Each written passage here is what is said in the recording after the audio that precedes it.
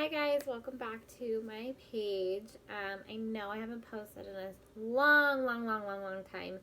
Kind of been slacking. I went back to work and it's just been craziness between the kids and working full time. I just haven't really had time or had like a lot of inspiration to write, and I don't know why. I've kind of just been in a weird mood. Little update, I am leaving, I don't know, scripts, and I'm going back to doing hair. So that's going to be super exciting because I'm going to have a lot more vlogs about hair, a lot more video tutorials on how to do certain things with your hair. My hair is a mess today. I'm a mess. But I felt this was really important for me to talk about today. And I didn't really know how to write it down in words because I feel like I just have so much to say and it would be such a long post that I just don't think a lot of people would read it. And at least if I'm telling you and saying it, then you're going to see the emotion behind it and you're going to see the just kind of the pain and the what I'm going through right now. So I have, as you know, two kids. I have my almost 3-year-old and my 8-month-old. In between the two, I had an IUD in. I had actually had an ectopic pregnancy. I got pregnant with the IUD in. They gave me a shot of methotrexate, which was to kill the sac, or that sounds really harsh, but just to get rid of it because otherwise it was not a viable pregnancy, obviously, because it was in my tube. For those of you who don't know what ectopic is, it does mean that it is a tubular pregnancy and it is not viable. So there's nothing they can do. They can't move the baby. They can't do anything. I just had to get a shot and let it kind of like a miscarriage for the rest of the situation. So I had my baby, my 8-month-old now.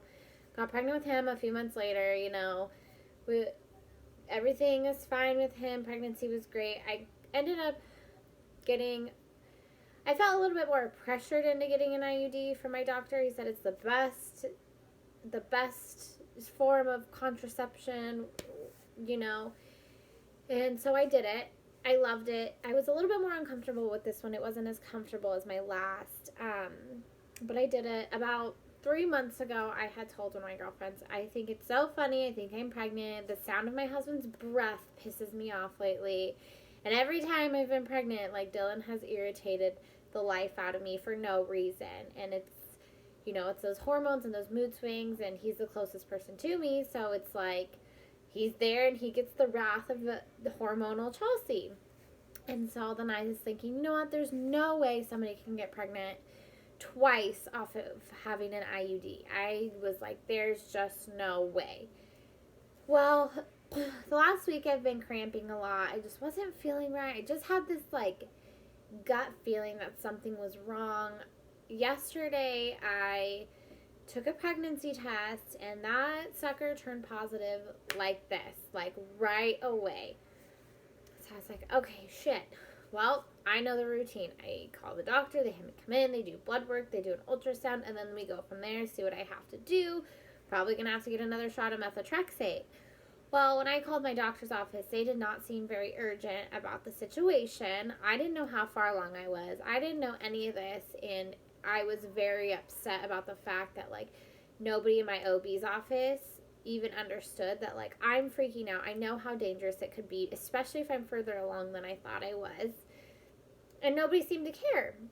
So I actually went to my primary care doctor and asked her, and she told me, you know what, go to the emergency room. They can take care of everything there, and then they're going to send you there anyways if it comes back positive. So I did. I went to the emergency room, and I am so thankful that I did. I went by myself, didn't think I needed anybody because I've been through this before. I'm like, oh, it's going to be in my tube. They're going to give me a shot of methotrexate. Like, it's going to be the same thing. Go home, rest, sleep, get my blood work drawn every week until my HCG levels are at 0, because when you are not pregnant, they're at 0.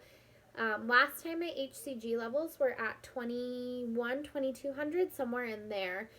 So I wasn't obviously very far along. This time my levels were up to 4700, which means I was probably about 3 months pregnant. And so the doctor comes in, they do my ultrasound, they tell me, we did find something in your tube. We're waiting for your blood work to come back. I actually, they talked to the OB doctor, and they said, you're not a candidate for methotrexate because you can see a yolk in the sac. We have to do surgery. Well, this is my first surgery I've ever had. My jaw drops, and I just start crying because there's nobody there with me. My husband was at work. My mom was at work. My grandparents had the baby. Like, I didn't expect anything like that. And I told nobody to come with me. I didn't need anybody. So they tell me that the doctor who's doing my surgery comes in. She tells me that there is a yolk, and they can see it, so I'm not a candidate for methotrexate. They ended up having to take out my left tube where the pregnancy was. And then I found out that since I've had one ectopic pregnancy, I was 25% more likely to get a second, with or without the IUD in. Now that I've had two, I am 50% more likely to have another ectopic pregnancy. Now I only have one tube left. So to me, it's a little scary because I have one tube. I don't know if I have a 50-50 chance of having a normal pregnancy. I also have a 50-50 chance of having another ectopic pregnancy, not knowing, and getting my other tube removed, and then not being able to have any more kids.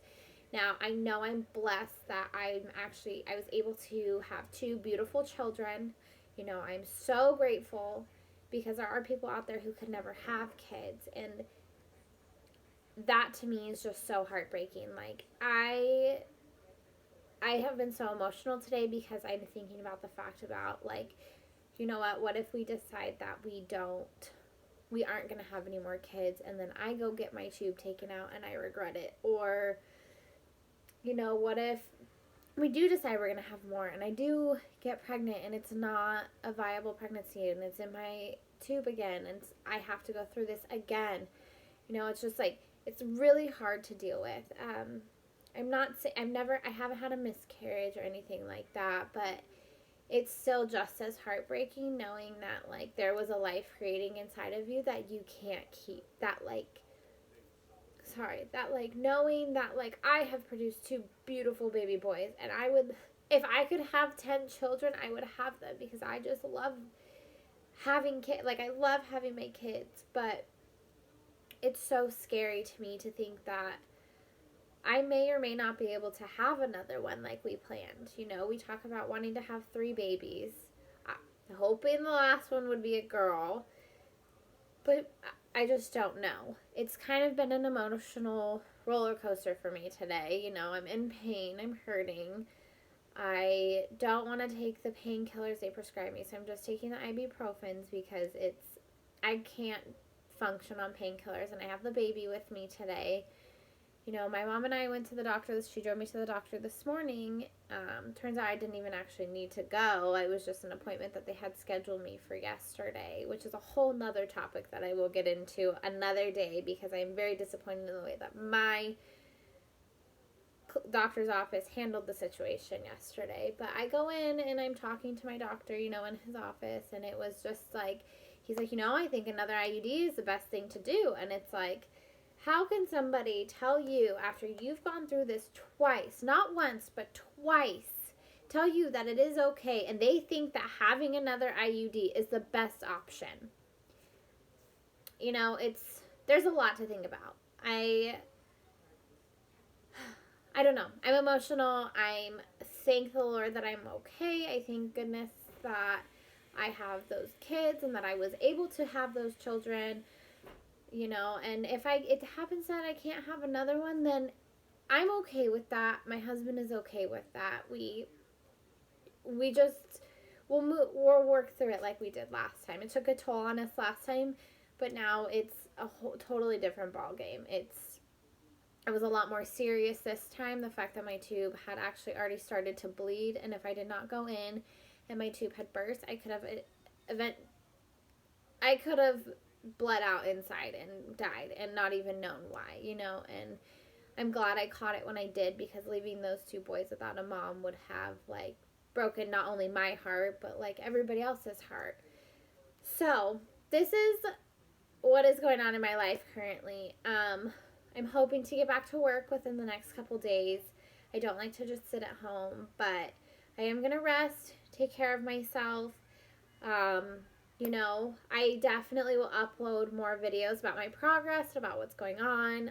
Definitely will upload pictures and videos and blogs and everything about what's going on at the salon and all of that. So I just want to say thank you guys so much for sticking by me, even though I've been really, really crappy at posting. I promise that now that I'm, like, not working full time, I will get so much better, and I actually probably will end up starting to do more videos, because it's a lot easier and a lot faster for me to do. And sometimes I get too wordy when I write, and it all just comes out, and talking, I can kind of ramble on, and if you want to pause it, you can pause it, and if you want to keep going and listening to me, which I hope you all do, I just want to say thank you for everything, for all the support. And if there's any other mommies or anybody else who has gone through this or has gone through the miscarriage and needs help or advice or needs just a shoulder to lean on or somebody to talk to, please feel free to reach out to me. I want to help people. I want to help people who have dealt with this, because I know how heartbreaking it can be. And from a woman's perspective, it's a lot harder on us than it is on men, because it was our bodies. And although it is happening to our husbands or our significant others as well, do not forget about them. They're going through this as well. They are going through their emotions, and you have to respect the way that they are going to deal with it. We women handle things a lot differently. So please, if you are going through anything, please do not feel like you can't reach out to me. I would love to talk to more people about this, and kind of get a group and be able to go through and talk about how we're feeling, and I'm having a tough day. Can I just talk to you? Can I vent to you? Or even if you just want to say, I'm so glad that I am healthy and that I took the time to take care of myself and I know my body well enough. I'm always here. Thank you guys again for listening and for subscribing to my blog. Those of you who aren't subscribing yet, please do. I promise I'm not going to be a slacker anymore. Have a great rest of your Wednesday, guys, and I will see you soon.